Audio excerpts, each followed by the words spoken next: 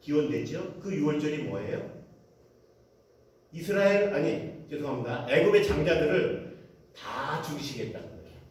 그런데 이스라엘 백성들이 그 장자 대신에 어린 양을 잡아서 그 피를 문지방에 바르면 유월 건너뛰겠다는 얘기예요.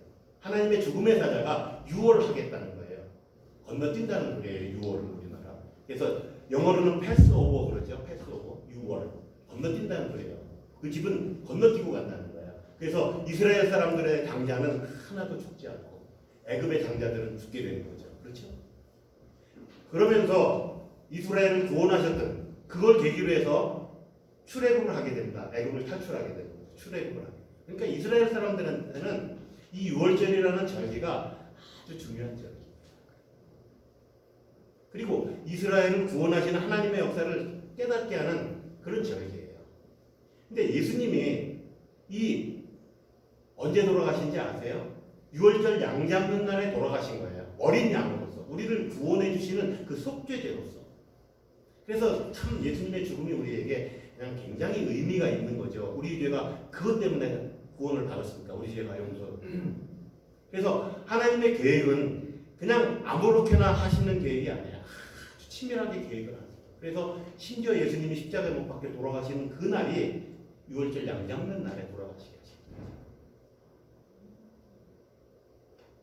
그것을 기념하는 마지막 만찬을 준비하게 하고 그 제자들을 불러서 제자들과 함께 마지막 만찬을 하십니다. 그래서 그 마지막이라는 것, 우리나라뿐 아니라 세계 모든 나라들의 풍습 중에 돌아가시는 분의 마지막이라는 것에 대한 의미를 많이 두지 않습니까? 그래서 가능하면 그분의 뜻대로. 유서가 중요한 이유가 뭐예요? 마지막 남긴 말을 지켜드리고자 하는 그런 마음이잖아요. 그래서 마지막에 뭐 했다 하면 굉장히 우리가 의미를 줍니다. 그러니까 유월절이라고 하는 그런 중요한 절기의 만찬이기도 하지만 예수님의 마지막 만찬이었기 때문에 제자들에게 큰 교훈을 남기시는 거예요. 그때 떡을 떼시면서 잔을 나누시면서 하신 말씀이 뭐예요? 이 떡은 내 살이요. 그렇죠? 오늘 본문 다음에 보면 그런 내용들이 사도 바울이 다시 한번 고린도 교회한테 가리키는 거예요. 그리고 이 잔, 포도주죠? 이 잔은 내 피다. 피를 겪어. 그러니까 내가 이 세상에 다시 오는 날까지 이것을 잊지 말고 너희가 기억하라. 그래서 우리가 1년에 몇 번씩 천주교회 같은 데는 또 많은 교회에서 매주일 성찬식을 하는 교회도 있습니다. 무엇이 옳고 그른 건 아니지만 주님께서 이것이 주님이 다시 재림해서 이 세상 마지막 날까지 기념하라고 하셨기 때문에 우리가 그걸 기념하는 거예요. 근데 그 기념하라고 하는 예수님의 살이요 피요 이게 우리의 구원이라는 거, 이거에 많이 초점을 두었어요. 저도 그래서 그 강조는 너무 많이 했기 때문에 스킵하려고 한 거예요. 이걸 그냥 뛰어넘으려고 한 거예요. 그런데 제 머릿속에 하나님이 주시는 생각이, 예수님이 그 만찬에 부른 사람들이 누구예요? 예수님의 제자들이죠. 근데 원래 유월절 만찬은 누구하고 하게 돼 있는 거예요? 가족들하고 하게 돼 있는 거예요. 그러면 무엇을 나타낸 거예요? 유월절 만찬을 모인 이 사람들은 한 가족이라는 얘기예요. 가족을 다른 말로 뭐라고 하죠? 식구. 그래서 오늘 제목을 한 식구 이런 표현을 썼습니다. 한 식구. 예수님은 제자들을 한 식구로 생각했습니다. 식구와 가족의 차이점은 아시죠?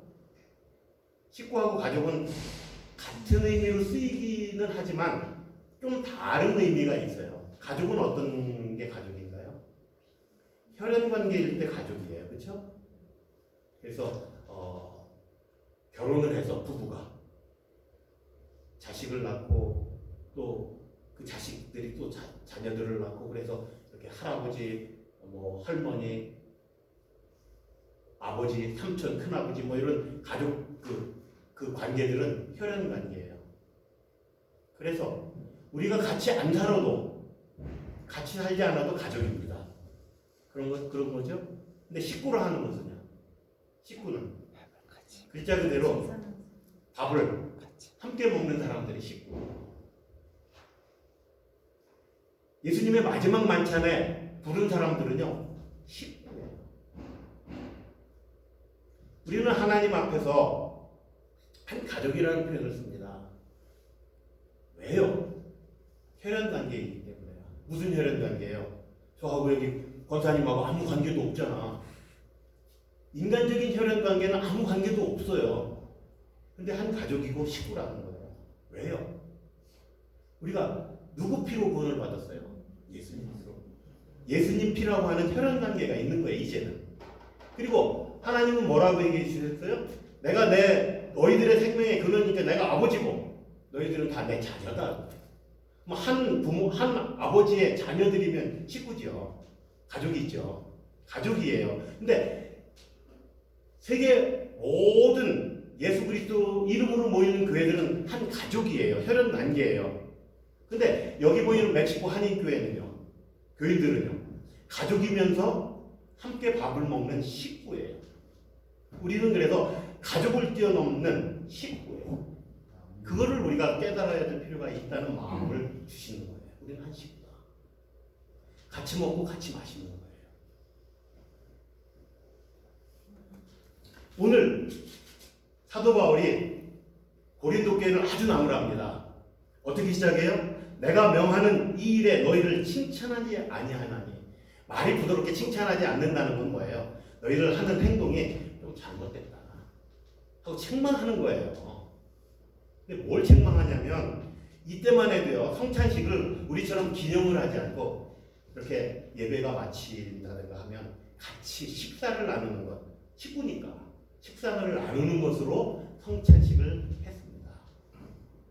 제가 볼 때는 이게 훨씬 더 의미가 있는 것 같아요. 요새처럼 이렇게 조그만한 떡 하나, 조그만한 잔에다 이렇게 먹는 게 아니고 예배 끝나고 성찬식을 다 같이 모여서 이렇게 식사를 나누는 것. 이게 참 의미 있는 성찬식인 것 같아요. 근데 사회가 바뀌어가면서 그럴 수 없으니까 그냥 성찬식을 그렇게 하는데, 그래서 어떤 면에서 보면 우리 그 프라이세르 반도에서 우리 예배 끝나면 같이 밥을 해서 그것도 풍성하게 해서 막 나눠 먹었지 않습니까? 요즘도 사실은 뭐 그렇게 풍성하게 먹지는 못하지만 예배 끝나면 김밥 한 줄씩이라도 같이 나눠 먹는 우리는 식구예요. 여러분들 그렇게 생각해 보셨나요? 혹시 그런 생각 없이 그냥 막연하게 드셨다면 오늘은 우리가 밥을 함께 먹는 가족이면서도 특별히 이렇게 모여서 먹는 사람들은 식구다 하는 그런 생각을 가지시기 바랍니다. 근데 이 고린도 교회는 문제가 있었어요. 이렇게 이제 아마 각자 음식을 조금씩 가져왔던 것 같아요. 우리 그렇게 하는 걸 서양 문화에서는 팟락이라고 하죠. 자기 음식을 자기가 먹을 수 있는 음식을 각자 갖고 와서 이렇게 쭉 진열해 놓고 같이 이렇게 나눠 먹는 거. 그런 걸 많이 하는데 동양에서는 그런 게 조금 어색하죠. 근데 요즘은 이제 우리가 문화를 서로 교류하고 우리가 이민을 나와서 서구 문화를 받아들이면서 이제 그런 것도 받아들이기도 하고 좋은 점도 있다 없다 이제 그렇지만 어쨌든 이 시대에는 아마 이렇게 음식들을 같이 갖다 놓고 나눠서 먹어야 되는데 고린도 교회에 무슨 문제가 있다고 그랬죠? 파벌이 생겼다고 그랬잖아요. 파당이 생겼다고 그랬잖아요. 그러니까 먹는 것도 갖고 와서 끼리끼리 먹는 거예요. 끼리끼리.